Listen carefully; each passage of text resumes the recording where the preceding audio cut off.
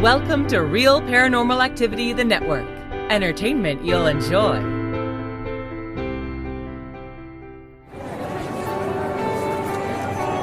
You are listening to an RPA production, where people gather.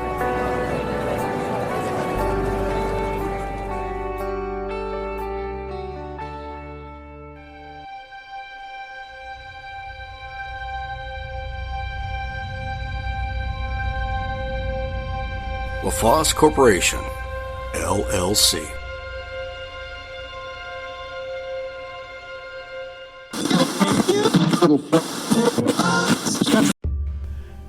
The world is full of mysteries.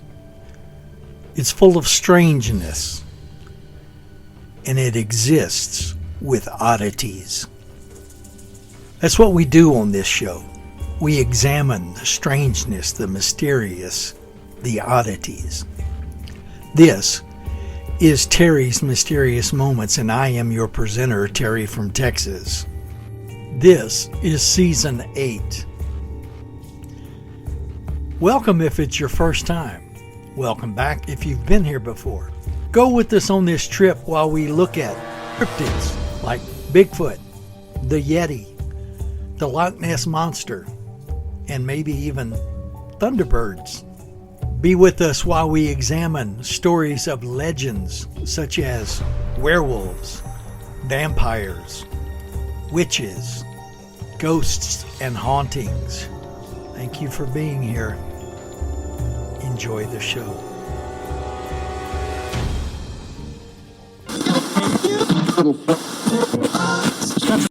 Voodoo, a word that conjures up, and pardon the pun, images of dark nights, large fires, people dancing around those fires to rhythmic and hypnotic music, chanting, and moans as people writhe in paroxysms of joy. Or is it fear? There appears a priest or priestess to lead the night's observances. Perhaps there will be an appearance of Baron Samedi.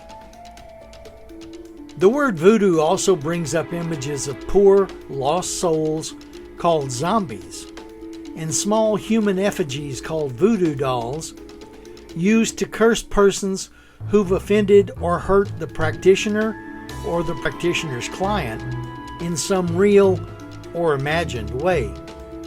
Pins are used to send pain to the person represented by the doll, which has something personal of the intended victim in its makeup. A bit of cloth, a lock of hair, fingernail clippings, used by or from the body of the intended victim. Apparently, as I have read in the past, the one being cursed must, one, know that he or she is being cursed, and two, believe in the power of the curse.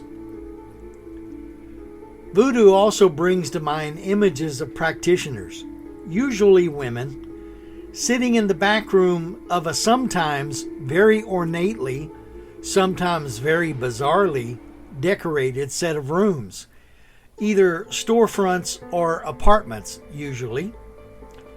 Perhaps there's a small bubbling cauldron nearby with strange smelling concoctions in them. Of course, much of the imagery, the midnight rituals, the voodoo dolls, zombies, and the backroom conjurer, are things presented by Hollywood as voodoo. But just what is voodoo and where did it come from? Well, in this episode, I will try to give you an abridged primer on voodoo. Now, voodoo may refer to a group of religions such as, but not limited to, West African Vodun, which is a religion practiced by Gbe-speaking ethnic groups, and that's GBE, that's the name. African diaspora religions, which means that the people were spread out across the world and may have come up with their own religions. It's a list of related religions, sometimes called Vodou, V-O-D-O-U, or just plain Voodoo, V-O-O-D-O-O. Candomblé, JJ, I hope I'm saying that right, also known as Brazilian Vodun, one of the major branches or nations of Candomblé. Tambor de Mina, which is a syncretic religion that developed in northern Brazil, and the definition of syncretic is religious syncretism is generally understood to be and defined as the process of exchange and interaction that occurs when two or more distinct belief systems are fused to create a new religion. The term may also be used to refer to an established religion that has adopted beliefs from other faiths. And that's pretty much all of them, seems like, have adopted things from other belief systems. There's Dominican Voodoo, V-U-D-U, which is a syncretic religion that developed in the Spanish Empire. Haitian Vodou, a syncretic religion practiced chiefly in Haiti. Hoodoo, which is spirituality, sometimes called Gullah Voodoo or Low Country Voodoo, like on the East Coast of the United States. There's Louisiana Voodoo or New Orleans Voodoo, which is a set of African-based spiritual folkways. Trinidadian Vodunu, a syncretic religion practiced in Trinidad and Tobago, and voodoo in popular culture, which is fictional characterizations of various forms of voodoo. And voodoo is a noun, spelled V-O-O-D-O-O, and its plural is voodoos. It is a religion that is derived from African polytheism and ancestor worship and is practiced chiefly in Haiti. It is an adjective of relating to or practicing voodoo rituals or based on highly improbable suppositions, such as extremely implausible or unrealistic, as in voodoo economics. It is a verb. You can be voodooed. You can do the voodooing. Or you can have voodoos, as in to bewitch by or as if by means of voodoo. Or to hex someone or something. Also known as Vaudou, V-A-U-D-O-U, Vodun, V-O-D-U-N, Voodoo, which is the plain spelling, Voodoo, V-O-U-D-O-U, or Vodun. The Guardian says in a recent article that Vodou is elusive and endangered, but it remains the soul of the Haitian people. Vodou, a traditional Afro-Haitian religion, represents a syncretism of the West African Vodun religion and Roman Catholicism by the descendants of the Dahomian, the Congo, the Yoruba, and other ethnic groups who have been enslaved and transported to colonial Saint Dominique, as Haiti was known then, and partly Christianized by Roman Catholic missionaries in the 16th and 17th centuries. The word Vodou means spirit or deity in the Fon language, F-O-N language, of the African kingdom of Dahomey, now Benin. Vodou is a worldview encompassing philosophy, medicine, justice, and religion. Its fundamental principle is that everything is spirit. Humans are spirits who inhabit the visible world. The unseen world is populated by Iwa, spirits, Mystè, mysteries, Invisible, the invisibles, Zanj, angels, and the spirits of ancestors and the recently deceased. All these spirits are believed to live in a mythic land called Guinan, G-I-N-E-N, which is a cosmic Africa. The God of the Christian Bible is understood to be the creator of both the universe and the spirits. The spirits were made by God to help him govern humanity and the natural world. The primary goal and activity of Vodou is to sevi Iwa, or serve the spirits. to offer prayers and perform various devotional rites directed at God and particular spirits in return for health, protection, and favor. Spirit possession plays an important role in Afro-Haitian religion, as it does in many other world religions. During religious rites, believers sometimes enter a trance-like state in which the devotee may eat and drink, perform stylized dances, give supernaturally inspired advice to people, or perform medical cures or special physical feats. Now, these acts exhibit the incarnate presence of the Iwa within the entranced devotee. Vodou ritual activity, e.g. prayer, song, dance, and gesture, is aimed at refining and restoring balance and energy in relationships between people and between people and the spirits of the unseen world. Vodou is also an oral tradition practiced by extended families that inherit familial spirits along with the necessary devotional practices from their elders.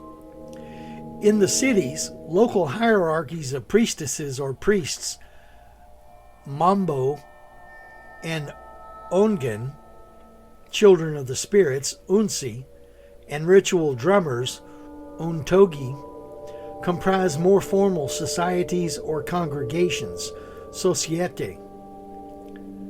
In these congregations, knowledge is passed on through a ritual of initiation, kanzo, in which the body becomes the site of spiritual transformation. There is some regional difference in ritual practices across Haiti, and branches of the religion include Rada, Daomi, Ibo, Nago, Derial, Manding, Petwo, and Congo. There is no centralized hierarchy, no single leader, and no official spokesperson, but various groups sometimes attempt to create such official structures. There are also secret societies called Bizango or Sanpuel that perform a religio-judicial function. A calendar of ritual feasts, syncretized with the Roman Catholic calendar, provides the yearly rhythm of religious practice.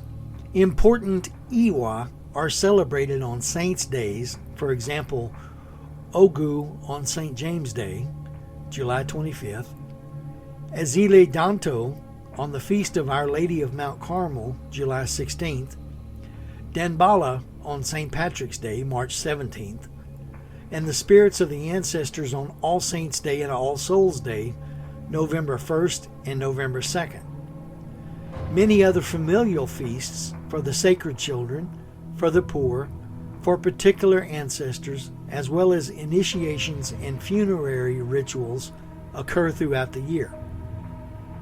Vilokan is the mythical abode of the Vodou spirits or Iwas. Vodou, as an African-derived religion, was taken to Haiti during the colonization period, 1492 to 1804, and has maintained many West African religious traditions. Among them are those of Benin, formerly Dahomey, and Vodouists believe that Vilokan is in Africa, and they conceive of it as a city in the mythic land of Guinan on an island below the sea.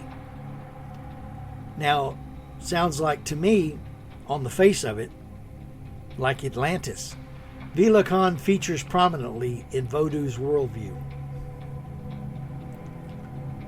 Synonymous with New Orleans, Voodoo first came to Louisiana with enslaved West Africans, who merged their religious rituals and practices with those of the local Catholic population. New Orleans Voodoo is also known as Voodoo Catholicism. It is a religion connected to nature, spirits, and ancestors. Voodoo was bolstered when followers fleeing Haiti after the 1791 slave revolt moved to New Orleans and grew as many free people of color made its practice an important part of their culture. Voodoo queens and kings were spiritual and political figures of power in 1800s New Orleans. The core belief of New Orleans Voodoo is that one God does not interfere in daily lives, but that the spirits do. Connection with these spirits can be obtained through various rituals such as dance, music, chanting, and snakes. Today, Gree dolls, potions, and talismans are still found in stores and homes throughout the city, a reminder of the New Orleans fascination with spirits, magic, and mystery. Voodoo practices include readings, spiritual baths, prayer, and personal ceremony. It is used to cure anxiety, addictions, and feelings of depression or loneliness, as well as to help the poor, hungry, and the sick. Located in Armstrong Park is the Treem neighborhood. Congo Square served as a gathering place for enslaved Africans. It was a place reserved for African traditions and expression of culture, including voodoo. Hundreds of people would gather to form drum circles and spiritual ceremonies. The area remains open today and continues to host cultural meetings. Some famous practitioners of voodoo in New Orleans include the ever-popular Marie Laveau, the Witch Queen of New Orleans. Yes, the most famous voodoo queen was Marie Laveau, who lived from 1794 to 1881. She was a legendary practitioner, and when she passed away, she was buried in St. Louis Cemetery No. 1. She was a devout Catholic and attended Mass at St. Louis Cathedral. She encouraged others to do as well. She lived in the French Quarter on St. Anne Street, where many people stopped to ask for her help at all hours of the day and night. She was a free woman of color who adopted children, fed the hungry, and nursed the sick during the yellow fever epidemic. She was known to help enslaved servants. It is said that politicians, lawyers, and businessmen consulted her before making any financial or business-related decisions. Her home was adorned with candles, images of saints, altars, and items to protect the house from spirits. You can find nickels, paper flowers, and various offerings on her tomb today. Another one was Dr. John, who is not the musician. Perhaps one of the most famous voodoo kings of New Orleans was Dr. John, also known as Bayou John.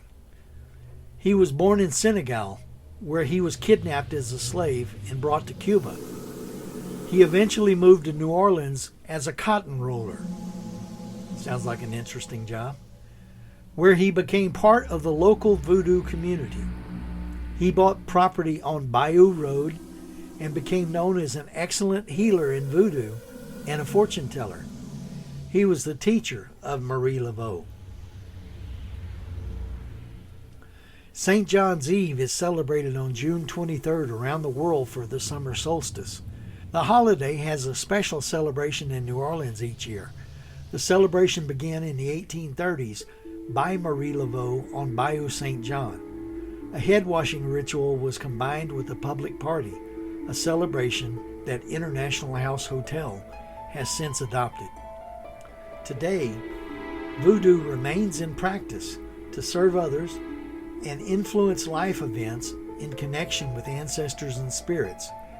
Rituals are usually held privately, but there are various places that will give you a reading or assist in a ritual. The Voodoo Spiritual Temple is New Orleans' only formally established voodoo temple, located across the street from Congo Square. A closer look at Marie Laveau's life gives us this information. She was born Marie Catherine Laveau on September 10th in New Orleans. She died June 15th of 1881 in New Orleans, and like I said, was buried at St. Louis Cemetery No. 1. Her occupation is listed as an occultist, a voodoo priestess, a midwife, a nurse, and herbalist. She had reportedly 2 spouses, one named Jacques Paris and the other one Christophe Glapion. Her parents were a man named Charles Laveau, but they can't figure out if that's Charles Laveau, who was a white man of some substance in New Orleans, or a free man, black free man in New Orleans named Charles Laveau. And her mother was Marguerite Henry Darkentel. Her daughter, Marie Laveau too, also practiced root work, conjure, Native American and African spiritualism, as well as Louisiana voodoo and traditional Roman Catholicism. There is an alternate spelling of her name which adds an X at the end, Laveaux, which is considered by historians to be from the original French spelling of the name. On August 4th of 1819, she married a man named Jacques Paris, also known as Jacques Santiago in Spanish records, who was a quadroon man, free man of color, who had fled as a refugee from the Haitian Revolution in the former French colony Saint-Dominique, which is now Haiti. Their marriage certificate is preserved in the St. Louis Cathedral in New Orleans. The wedding mass was performed by Father Antonio de Sedela, or Sedea. The Capuchin priest was known as Père Antoine.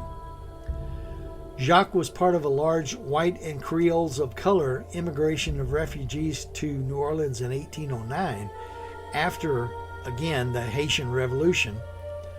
Marie and Jacques had two daughters, Félicité in 1817 and Angèle in 1820. But both disappear from the records in the 1820s. Perhaps they passed away. Jacques Santiago Paris worked as a carpenter, and the death of Jacques Paris was recorded in 1820. Following the reported death of Jacques, she entered a domestic partnership with Christophe Dominique Duminet de Glapion, who was a nobleman of French descent, with whom she lived until his death in 1855. They were reported to have had 15 children.